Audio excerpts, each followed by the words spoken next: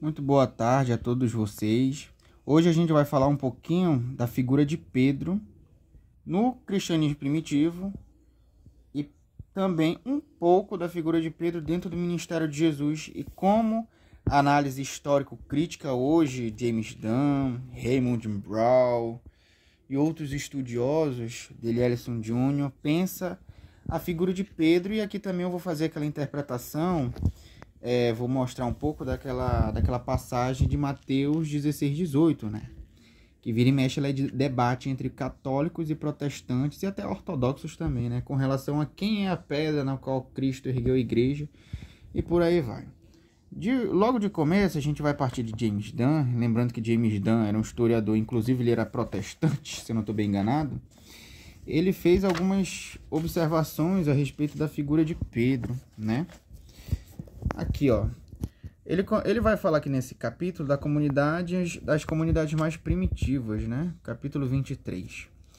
E aí ele fala, Lucas dá proeminência quase exclusiva à liderança de Pedro nos capítulos iniciais de Atos. Isso se adequa bem não apenas com a proeminência que ele teve durante a missão de Jesus, mas também com a tradição de que ele foi o primeiro a quem Jesus apareceu. O nome Cefas para Pedro, que é obviamente antigo, mas obviamente se relaciona com a ideia de que Pedro, como a pedra de fundação da igreja fundada por Jesus, o fato de Pedro, e aqui ele cita Mateus 16:18, o fato de Pedro e somente ele ser lembrado assim, só pode ser adequadamente explicado se Pedro de fato tiver tido um papel fundacional na formação do cristianismo.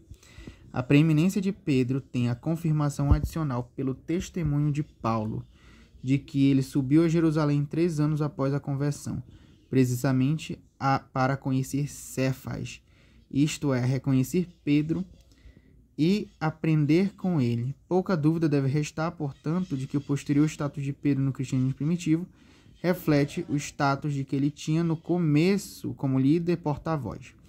Então a análise do James Dunn aqui vai ser uma análise tanto dos evangelhos, como Mateus 16:18, e de fato Pedro, ele é sempre nomeado como o primeiro na lista dos apóstolos, é ele quem responde pelos apóstolos, e ele vai falar aqui, ó, Paulo se refere a Pedro sempre como Cefas, né? O uso do apelido de Pedro Cefas, aramaico Kefa, que no grego é Petros. Marcos 3:16, 1 Coríntios 15:5 e Gálatas 1:18, evidentemente reflete o mesmo período de tempo inicial como os 12. Ele vai continuar aqui, ó. Como novamente confirmado pela formação de Paulo em Gálatas, na liderança da pregação, curas dos primeiros dias. Mas certamente teremos que retornar a Pedro à medida que a história dos primórdios do cristianismo continua a se desenrolar. Então a gente vai avançar um pouquinho dos capítulos, porque tem um capítulo nesse livro que ele fala só sobre a figura de Pedro, né? Cadê? Bem aqui, né? Ele começa aqui, ó. Ele começa aqui falando de Pedro sem voz, porque, querendo ou não, ele como principal apóstolo, líder dos apóstolos, ele, de fato, ele não é... Ele meio que fica um pouco apagado, digamos assim, dentro do Novo Testamento, em quesito dele escrever, enfim, né? Imagine a história de que poderia ter chegado a nós se Pedro tivesse alguém como Lucas para registrar seus feitos e aventuras.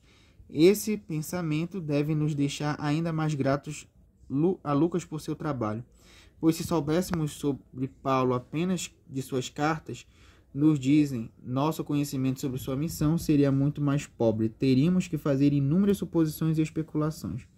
Ou seja, a situação de Pedro é justamente aquela questão de que ele não foi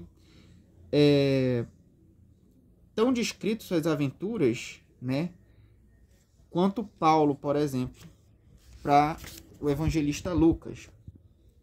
Isso, querendo ou não, é problemático, né? Porque, querendo ou não, Pedro foi uma figura muito importante dentro do cristianismo primitivo para não ter sido tão bem valorizado, digamos assim.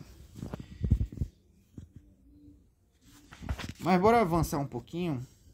Em suma, provavelmente deveríamos ver que Pedro, no Concílio de Jerusalém, atuando como intermédio vital entre os crentes mais conservadores que insistiam em circuncisão, era uma marca responsável do povo de Deus mais radical.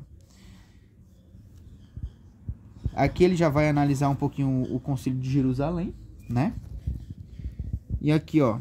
E a probabilidade da igreja de Antioquia como um todo ter ficado do lado de Pedro contra Paulo sugere fortemente que muitos dos crentes gentios em Antioquia também concordaram com a atitude de Pedro e que o comprometimento resultante era totalmente apropriado na situação em que Antioquia e suas igrejas filhas, crentes gentios, em conformidade suficiente com as leis judaicas do puro e impuro. Aí bora avançar um pouquinho mais, que eu quero dar um destaque à interpretação de Mateus 16:18. Aqui ele vai falar: Pedro, a rocha e pastor. Não devemos deixar de incluir as inferências que podem ser extraídas dos evangelhos, particularmente de Mateus e João. Em Mateus, Pedro é tido em particular estima. Mateus não apenas repete a tradição que apresenta o Pedro como a figura principal entre os discípulos de Jesus, mas inclui materiais exclusivos de que seu evangelho, que reforçam as impressões da tradição de Jesus. O jogo do nome Pedro em Mateus é especialmente notável, e não simplesmente porque essa passagem se tornou o fundamento para as reivindicações da igreja como sedes apostólicas. Podemos retornar posteriormente. Aqui ele vai abordar mais no volume 3. No volume 3, se eu não estou bem enganado, ele também vai falar um pouco da sucessão apostólica de Pedro na igreja de Roma. E isso é interessantíssimo. Só para dar um resumozinho, né? Eu ainda vou até mostrar daqui a pouco ou não, mas enfim, vou... Por exemplo, Raymond Brown e John P. Meyer, eles são da opinião de que o papado, da forma como a gente conhece hoje, se desenrolou de forma um pouquinho mais gradual, né? Mas uma coisa evidente é que Pedro esteve na igreja de Roma. E Pedro teve seus sucessores. Por exemplo, Irineu de Lyon menciona Lino, Anacleto, Clemente, Evaristo e por aí vai. E aí, se tu pega a análise dele, eu não vejo como uma ameaça ao catolicismo romano, de forma alguma. Até porque, querendo ou não, teve uma certa sucessão na igreja de Roma, vinda de Pedro. Só que eu não veria problema nenhum de admitir, por exemplo, que o papado, a gente só vai ver o papado ali por volta dos anos 1500, de uma forma mais monárquica, mais episcopal mesmo. Nos primeiros anos, ali, os bispos e presbíteros, eles ainda não tinham a sua função muito bem estabelecida, né?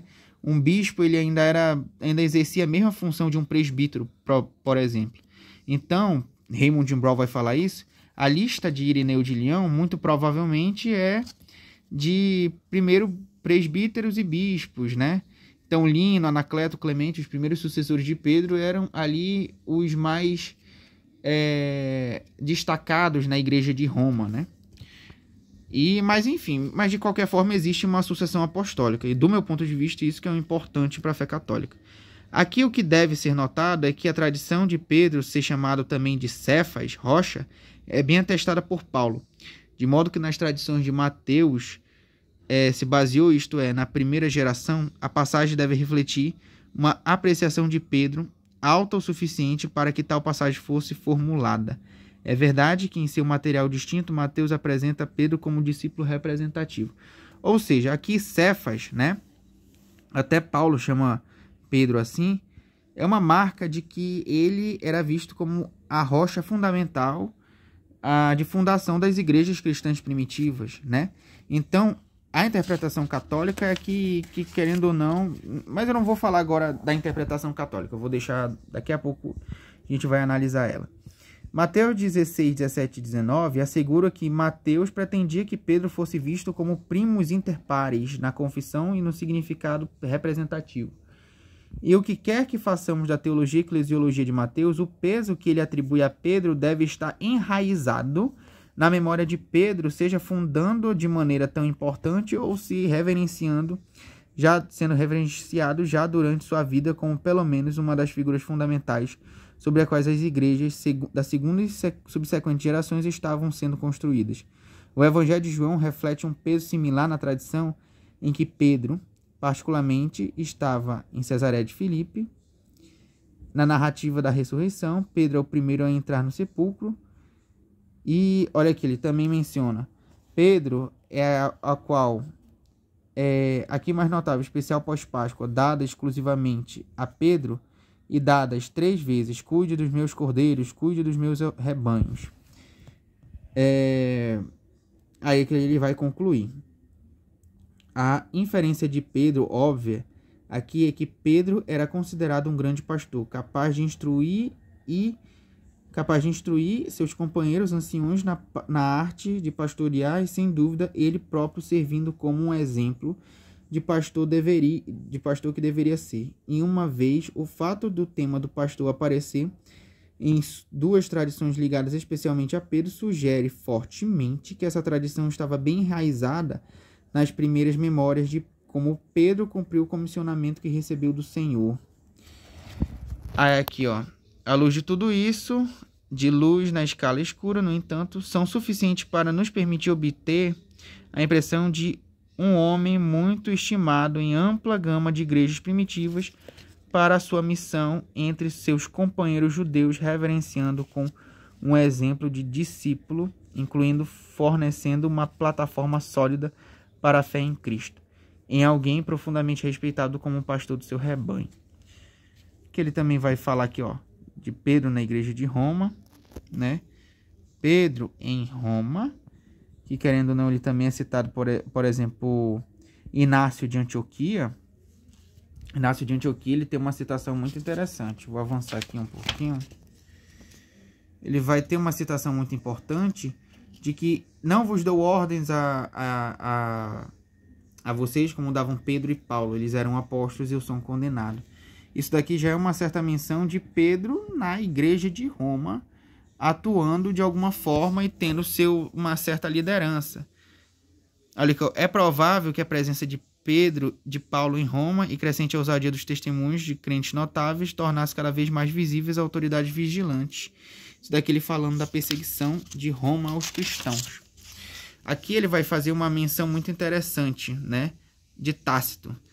Aqui você pode pausar para ler, mas eu não vou me ler muito, mas ele fala de crucificação, dos cristãos sendo usados como tocha viva e por aí mais no 1º século, né? Então é aquele negócio que eu sempre digo, né? Os primeiros cristãos, antigamente, era realmente um testemunho ser cristão. Era um testemunho ser católico. E os primeiros cristãos, eles davam testemunho com o seu martírio, né? Olha aqui, ó. Vamos lá. Martírio de Pedro. Aqui que ele vai citar aqui, ó. Inácio de Antioquia. Na melhor das hipóteses, pode-se inferir que a menção de Pedro e Paulo conjuntamente em sua carta a Roma seja uma alusão ao status deles como figuras reverenciadas particular em Roma, com Pedro sendo compreensivelmente nomeado antes que Paulo, mais do que isso seria especulativo. James Dunn vê que interpreta essa passagem como Pedro sendo nomeado como um bispo na igreja de Roma, né? Por aí vai, ó. Aqui, ó. Novamente, é inteiramente plausível juntar as notas e inferir que após a morte de Paulo, Marcos se juntou a Pedro quando este veio em Roma começar a ministrar. Eu vou avançar um pouquinho logo para as conclusões, tá? Logo para as conclusões aqui. Porque, enfim. Olha aqui, ó. Que Pedro foi executado em Roma, provavelmente durante a perseguição em 64, se algum cuidado foi tomado para tornar a execução de Pedro especial e como uma das variações de crueldade de Nero. Ele provavelmente foi enterrado na necrópole sobre a colina do Vaticano, ao lado do local da sua execução. Aqui ele vai fazer um leve resumo, da situação, da análise. Pedro não aparece muito, se é que aparece, como autor dos escritos do Novo Testamento. Por isso o título do capítulo. são esses escritos os únicos, certamente, desde a primeira geração do cristianismo. O significado de Pedro, portanto, coincide em vários pontos e supera o de Paulo. É por esses pontos que a memória é tão reverenciada em todo o cristianismo. Ele foi um dos primeiros discípulos de Jesus e era evidentemente considerado o líder do grupo dos discípulos. A declaração credal de 1 Coríntios confirma que ele foi conhecido por todas as igrejas fundadas nas afirmações de fé dessa declaração, como a primeira testemunha mais amplamente privilegiada da ressurreição. A tradição de Atos do período mais antigo da igreja mãe de Jerusalém deixa claro que Pedro era a figura principal entre os 12 e seu significado como um membro fundador mais preeminente das igrejas de Deus é indicado por seu apelido inicial de Cefas e papel por um dos apóstolos, coluna. Paulo evidentemente o via como figura-chave ligada à missão de Jesus. Primeira vista da conversão em Jerusalém, com propósito específico de conhecer Pedro. Aqui eu vou avançar um pouquinho mais, aqui ele vai terminar essa conclusão. Sucesso de Pedro como apóstolo e missionário para seus companheiros judeus foi plena e livremente reconhecido por Paulo. O apostolado petrino é aceito como norma, sendo a missão de Paulo entendida como complementar. Essa é a análise de James Dunn, tá? James Dunn, um dos grandes historiadores desse ramo do Novo Testamento e do Jesus histórico, um breve ministério em Roma e, consequentemente, morte provavelmente durante a perseguição neroniana em 64, deu-lhe status icônico de testemunho proeminente e garantiu que as igrejas em Roma olhassem. O mais antigo narrativa da morte de Pedro em Roma foi de Clemente. Se você tem condição... na coleção da Paulus tem uma coleção dos Padres Apostólicos, é um livrinho verdinho. Nele tem Inácio de Antioquia, Policarpo de Esmirna e Clemente de Roma, que provavelmente escreveu por volta dos anos 90 do século I. Ele é a nossa testemunha mais antiga do martírio de Pedro e Paulo de Pedro e Paulo. Ele não chega a mencionar Roma, mas como a carta de Clemente é atribuída a Clemente, o terceiro bispo da igreja de Roma, muitas tradições reforçam essa autoria, é muito provável que Pedro e Paulo tivessem sido executados em Roma, né? Apesar de não ser mencionado. Mas, de qualquer forma, eles morreram martirizados de alguma forma.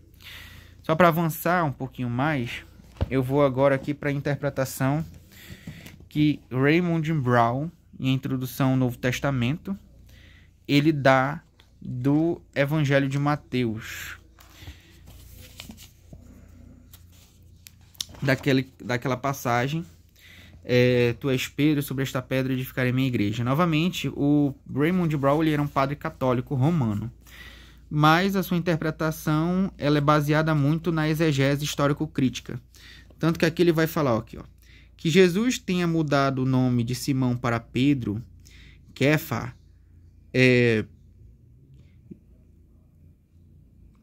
está bem documentado. Marcos 3,16, Lucas 6,14, João 1,42. E aí aqui ele faz uma referência a Abraão e Jacó. É dada somente em Mateus o significado do nome de Pedro, que joga com o substrato aramaico, tu és Kefa, e sobre esta Kefa edificarei a minha igreja.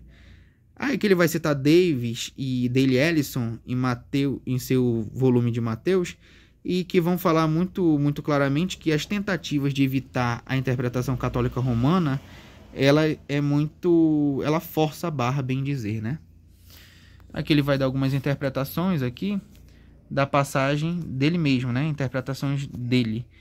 Uma coisa interessante é que tem um livro, Introduction of the New Testament Christology, que é a Cristologia do Novo Testamento, uma introdução do Raymond Brown também.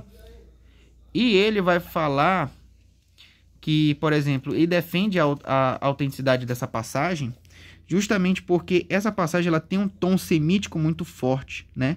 Então, a gente, ao invés do que alguns estudiosos céticos dizem, essa passagem ela teria sido inventada por Mateus, teria sido acrescentada, ele já vai dizer que não.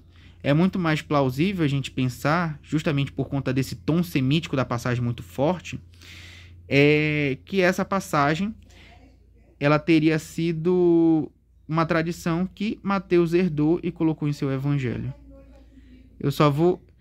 Eu vou deixar o resto para a segunda parte desse vídeo. Falou!